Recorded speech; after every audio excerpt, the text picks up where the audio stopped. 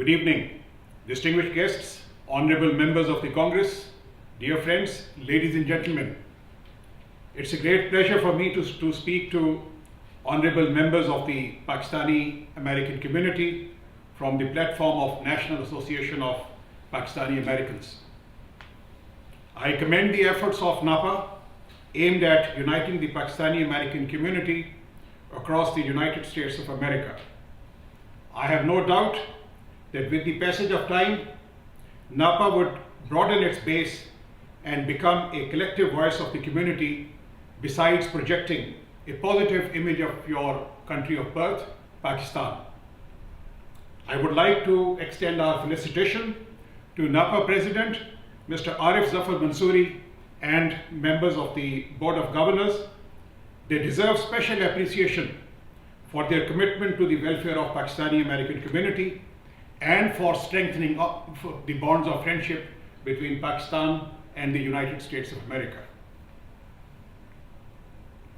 My absence from this inaugural dinner is regrettable.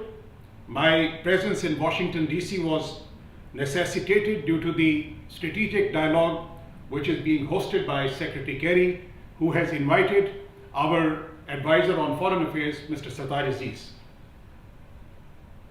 I would like to take this opportunity to apprise you that positive developments are taking place internally in Pakistan as well as regionally and also in respect of Pakistan-US bilateral relations. Internally, by the grace of Almighty Allah, the forces of extremism and terrorism are being defeated by the government. People of Pakistan and the brave armed forces are determined to root out the menace of extremism and terrorism from the country. We are determined to bring peace and stability to our beloved country. Economy has been revived. All international rating agencies have upgraded Pakistan's economic ranking. All the international financial institutions are showering praises on the economic reforms which have been introduced by the government in Pakistan. Ladies and gentlemen, in order to overcome the energy shortages, a number of new projects have been initiated. By 2018, 10,000 megawatts of electricity would be added to the national grid. We are also contributing to peace and stability in the region. We are reaching out to India in order to build a constructive and mutually beneficial relationship. We are also reached out to the Afghan government and we are contributed to the peace and stability in Afghanistan. Because of the actions taken by Pakistan in the tribal areas of Pakistan, since 2014, we have been able to break the back of extremists and terrorists in North Waziristan, and North Waziristan is now a safe place to live. The internally, temporarily displaced people who were displaced, who were relocated to safer locations in Pakistan, are now being rehabilitated in their own homes in North Waziristan.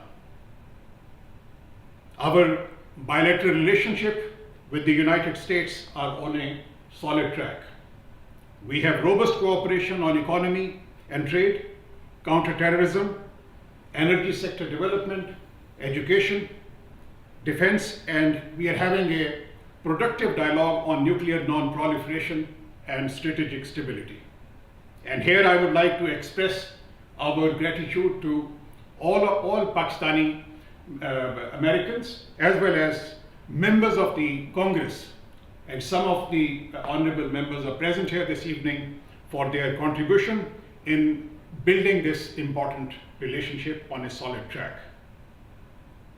I would also like to share with you that the embassy and the consulates are constantly striving to forge a stronger relationship with the community. It is the priority of the government and my own commitment to provide them the best possible services. At the end, I would like to commend NAPA once again for organizing this great event. I would also like to invite NAPA to join us at the embassy for the third annual convention of Pakistani Americans, CPAC 2016, which we plan to host sometime in October this year. This is going to be the third such convention being held consecutively for the last 3 years. Ladies and gentlemen, Mr. Mansoori, members of the Board of Directors of NAPA, let me once again wish you success in your endeavors. I thank you all. Good evening.